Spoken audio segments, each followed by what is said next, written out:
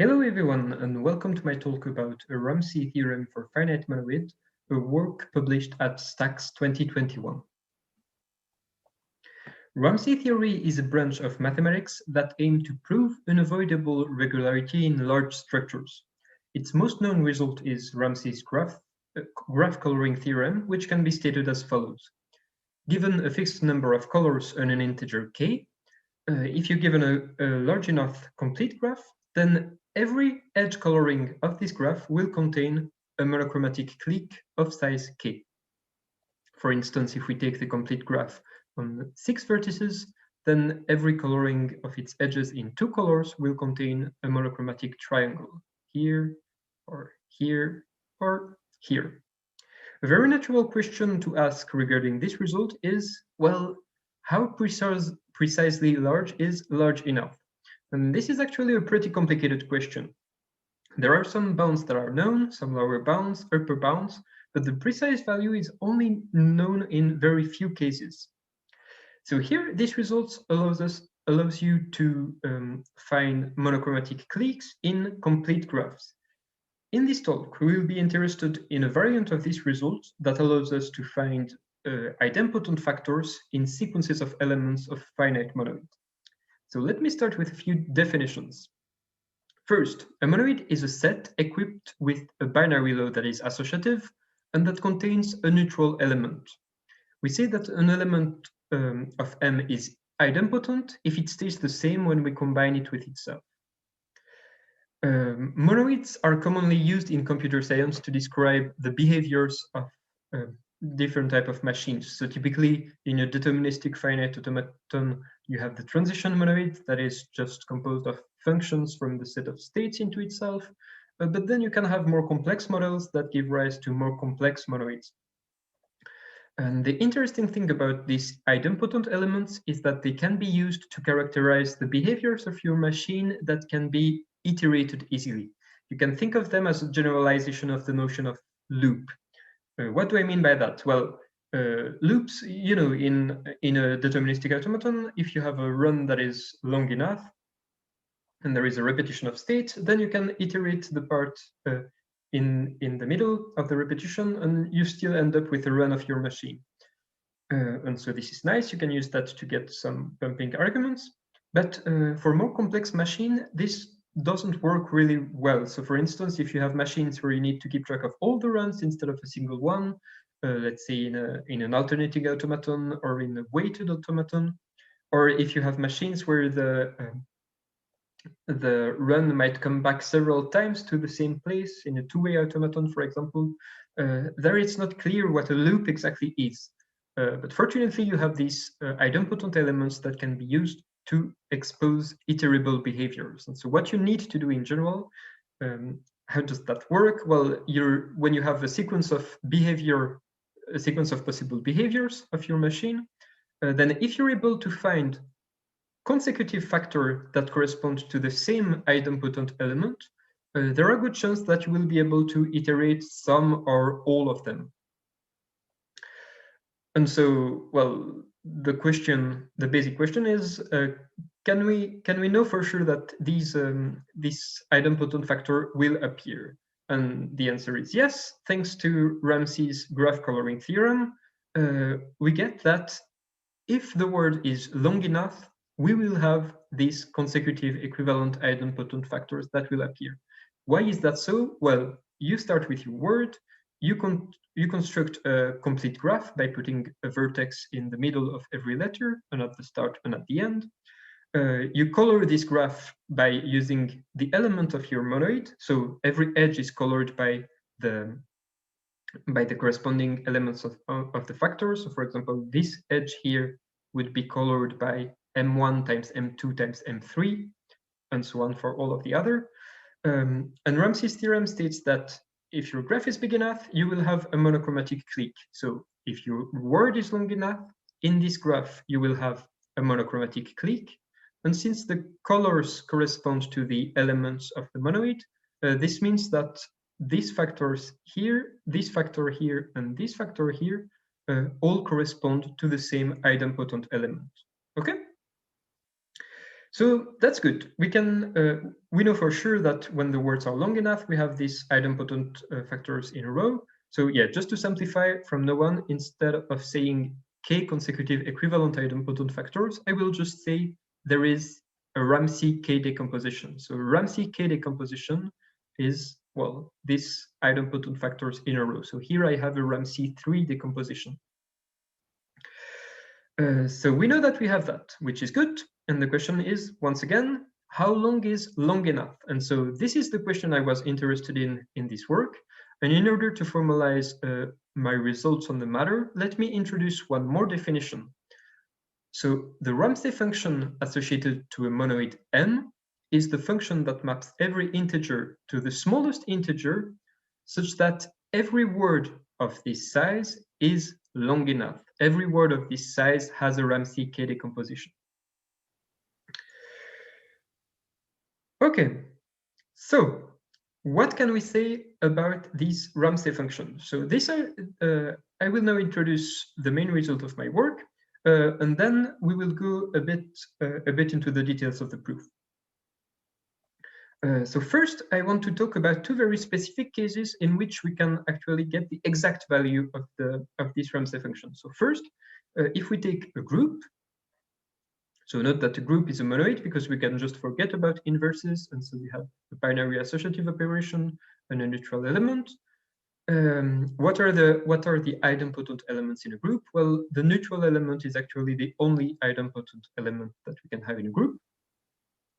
And we can show that for every group, well, this Ramsey function is quite basic. It's just the linear function where the coefficient is the size of the group. So it seems like finding Ramsey decomposition in groups is easy. Is it always the case? Well, actually, no. So let's have a look at another family of monoids. So I call max monoid the set. So you take the integers from 1 to n, and you equip it with the maximum operation. What is the neutral element? Well, the neutral element is 1 because the max between 1 and every other element of this set is the other element. And here, contrary to groups where we had a single idempotent element, here every element is idempotent. So because, well, for every I, the max between I and itself is I. And so in this type of monoids, so contrary to groups where we just had a linear function, here we have the n that goes at the exponent. So the Ramsey function is just k to the n, where n is the size of the group. Okay, so in a group, it's kind of easy to have Ramsey decomposition. In a max monoid, it's more complicated. Can it get even worse? Well, the answer is actually no. I showed that this is kind of the worst that can happen. What do I mean by that? Well, let's define the regular J length of a monoid M as the size of the biggest copy of a max monoid that is inside of M. So the largest max submonoid of M. So if we define this, then we can prove that for every monoid, we have these two bounds over the Ramsey function. So the Ramsey function is bigger than k to the power L of M, but it is smaller than k to the power L of M multiplied by a constant that depends on the monoid. So this kind of shows that the exponent of this function is really defined by this regular J length. And so now, so this is the main result of my work. I will talk a little bit about the proof. I will go into the details of the proofs of these two easier results, and then I will explain how these can be used, how similar ideas can be used to get the proof of the main result. So first one, groups. How do we prove that? Well, we have two things to prove. First, we need to prove that if we're given a word of this size, then we can extract a Ramsey k decomposition from it. And second, we need to prove that if we decrease this size by 1, then there actually exists a word that has this size and has no Ramsey decomposition. And so both of these proofs are actually obtained by studying the sequence of prefixes of the words, of the considered words. What do I mean by that? Well, let's start with the first part of the proof. So I will prove it over a specific cases. So first I will fix the group. I consider the cyclic group of order 4. So I have 4 elements, and the group operation is the addition modulo 4. And I will prove the special case k equal 2. So how can I prove, when I'm given a word of size 2 times g, that this word has a Ramsey 2 decomposition? Well, I will just present an algorithm that does that extracts this decomposition. How does that work? Well, I start with a word whose size is twice the size of g, and I compute its sequence of prefixes. What do I mean by that? Well, I start with the empty prefix, I map it to the neutral element, and then I map each prefix to the sum of the corresponding value. So here I have single 1, the value is 1, 1 plus 3 is 4, which is equivalent to 0 modulo 4, and so on. 2, 2, 1, 3, 1, and finally 3. Now, I end up with another word in G star, but this time the size is 1 more because I considered the empty prefix. And so as a consequence, now I have something that is strictly bigger than twice the size of G. This means that some element needs to appear 3 times in this word. Here I have 1 that appears 3 times. What do I do with that? Well, remember that we're in a group right now. And in a group, if I have 2 elements x and y such that x is equal to x times y, then y has to be the neutral element of the group. Note that this is not the case in general in monoids, but here we are in a group, so we can use that. And what does that imply? Well, this implies that if in the prefix sequence I have an element that is repeated, then the corresponding factors of the initial words all correspond to the neutral factor of G. Here we see in the first one we have 3 plus 2 plus 3, 8, which is equivalent to 0 modulo 4. And here once again 2 plus 2, 4, which is 0 modulo 4. And so that's just it. This works here for k equals 2, but if k is bigger, this works exactly the same. This works here for this group, but in another group, once again, it will be exactly the same. And so in general, this proves the first part of the lemma, of the theorem. What about the second part? The idea is the same. So note that here we have the double implication. So here we use the fact that if we have repeated elements in the prefix sequence, then we will have a neutral factor. Now we use the converse. So, yeah.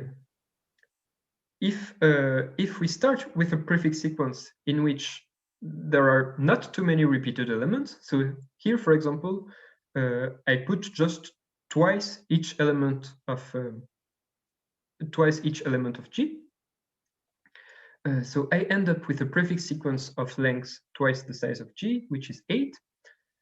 If now I construct a word based on this prefix sequence, so the empty prefix, the prefix of size 1 needs to correspond to 0, so it's 0. Then I need to add 1 to have a 1 here. I need to add 0, 1, 0, 1, and 0. So here I have a word whose prefix sequence is this sequence here. And since there is no letter here that appears 3 times, this means that I cannot have two consecutive factors of u that correspond to the neutral element. And so this is exactly what we wanted. This is a word of size 2 times the size of G minus 1 that has no Ramsey 2 decomposition. And again, this works exactly the same if I have a k that is bigger than 2. Instead of having twice each letter here, each element here, I would have it k times. And also this works exactly the same if instead of this group G, I have any other group. Okay, so this proves the second part, and that concludes the proof of this theorem. So we see that For groups, it's easy to get the exact value of the Ramsey function. What about max monoid? Once again, it's not too complicated. So we have the two same parts. How do we extract a Ramsey decomposition of words of the correct size over the max monoid? Well, this time it will be with a divide and conquer algorithm. So I consider one particular max monoid. Remember that the operation is the maximum. What does my algorithm look like? Well, I start with my word, I cut it into two equal parts, and I compute the value of each part, so the maximum of the element on each part. Here, both of them are 4, so I'm already done from the start. Because remember, in a max monoid, every element is an idempotent. In particular, 4 is an idempotent. So here, I'm done. I have my Ramsey 2 decomposition, and I'm happy. What if the values are different? So for example, here the max is 3, and here the max is 4. Well, I need to go one step further. So I choose the smallest one of the two. Here it's 3. And since the maximum is 3, well, there is no 4 in there. And so I actually have a word whose size is half of the initial word, but now I have something that is in H3 instead of being in H4. And so by induction, I can just continue doing the same. I split it into 2, I compute the max, 2 and 3, I choose the smallest one. Now I have something in H2 star, whose size is 2 to the power 2. I split it into 2, I compute the max, I choose the smallest one, and now I'm done. I have something in H1 star, whose size is 2. And so necessarily, since 1 is the only element of H1, I have my Ramsey decomposition. Okay, one more quick example. So I compute both, I choose the smallest, I cut it, compute both, choose the smallest, cut it, compute both. They are equal, I'm done. I can stop, I have my Ramsey 2 decomposition. And so this was for k equals 2. What about a general k? You do exactly the same, instead that you cut your word into k pieces of equal size instead of just 2. So this is the proof of the first part. What about the second part? So we can construct these words with an easy construction by recursion. So we set, so once again, we'll focus on the case k equals 2, and I will explain at the end how we can generalize it. We set u1 equals just 1, so it's a single letter word. And the recursion step is as follows. So to construct un, we take 2 copies of un minus 1, and we put an n in the middle. So here, u2, 2 copies of u1 with a 2 in the middle, u3, 2 copies of u2 with a 3 in the middle, and u4 is 2 copies of u3 with a 4 in the middle. Okay? Why does this work? Well, first, you can remark that the size is exactly what we wanted. At every time we have 2 to the n minus 1. At every step we have 2 to the n minus 1. And why don't these words have any Ramsey 2 decomposition? Well, it's easily proved by induction. At the start, it is the case because there is a single letter, so we cannot have 2 non-empty factors in there. And the induction step, so if we suppose that un minus 1 has no Ramsey decomposition, un also cannot have a Ramsey 2 decomposition. Why is that? Well, look at how where the factors could be. If one of the 2 factors contain the n, well, we have a single n, so the other factor cannot contain the n, and so the value of the first factor will be n, the maximum will be n, but the other one will be n minus 1 at most, so this won't be a Ramsey K decomposition. So either the 2 factors are in the first copy of un minus 1, sorry, or the 2 factors are in the second copy of un minus 1. And in both cases, this won't be a Ramsey 2 decomposition because we supposed by induction, we can use the induction hypothesis, which states that this is not the case. Okay, so this was the construction for k equals 2. What about a general k? Well, it's nearly the same, except that we start with k minus 1 copy of the letter 1. And the induction step, we take k copies of un minus 1, and we separate them with n. And so this concludes the proof of our second theorem. So these were the two basic results. How do we use them to prove the general, more complicated one? Well, we don't use them directly, but the ideas are very similar. So once again, we have these two parts. This time, let's start with the second, because we actually just proved it in some sense. So remember, this regular J-length Lm, it's the size of the largest max submonoid of M. So this means that in particular, there exists one copy of the monoid H L of M inside of M. Stated otherwise, we have this injective homomorphism that puts this max monoid into M. And we just proved a few seconds ago that in this monoid in there, we actually have a word that has this size and that has no Ramsey K decomposition. So yeah, it's the construction by recursion we just did. And so we can just translate this word into a word of M star by just applying phi to every single component.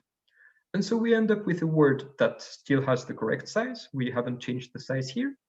And that cannot have a Ramsey K decomposition because since phi is an injective homomorphism, if we had a K decomposition, a Ramsey K decomposition here, we could lift it to U, and we know that U does not have such a decomposition. And so yes, the lower bound we can directly get the proof from the easier setting. What about the other part? Well, this is slightly more tricky.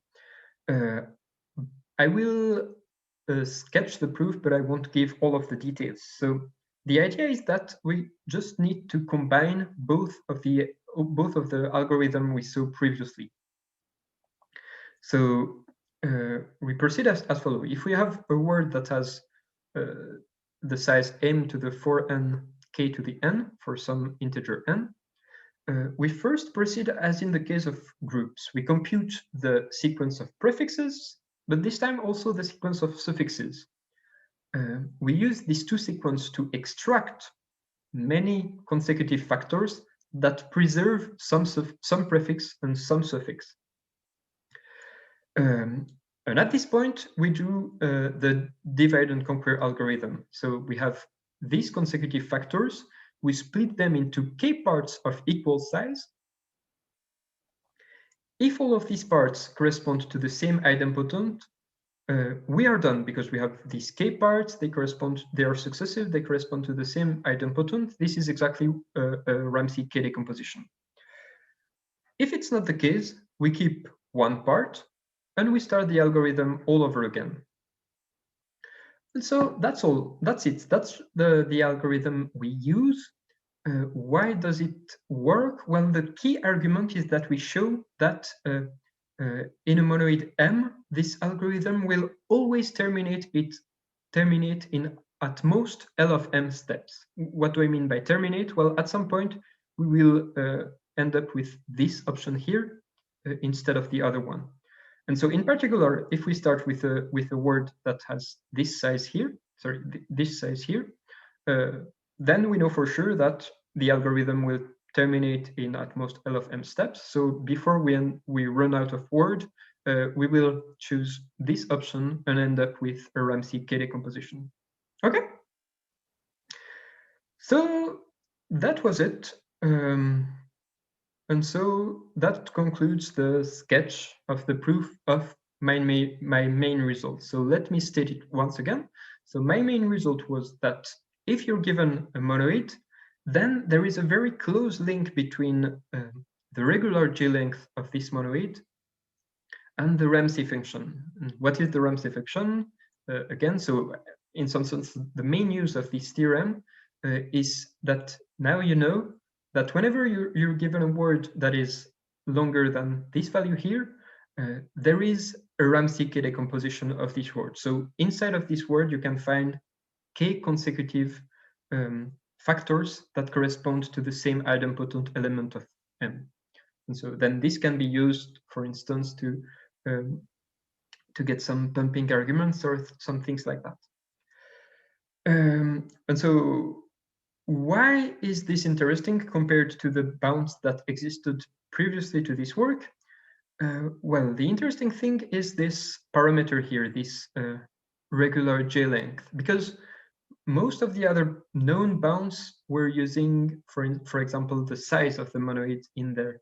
And this actually can be way worse. So if we take some example, well, obviously in the case of a max monoid, the size is the same as the regular J length. But this is really the worst that can happen. If we take some other often used families of monoids, so for example, the full transformation monoids, so the set of functions from a set of n elements into itself, then the size of this monoid is exponential with respect to n, but the regular J length is just polynomial, even linear.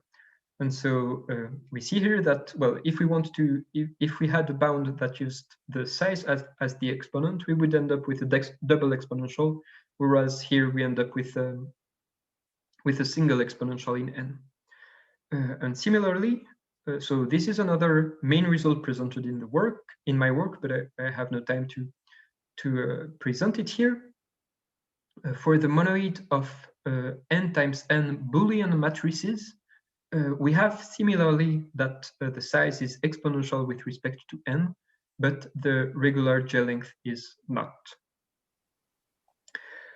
And so, okay, that's all from my presentation. So if you have any related question, please feel free to contact me by email. I hope you enjoyed it. And so that's it. Thank you for your attention.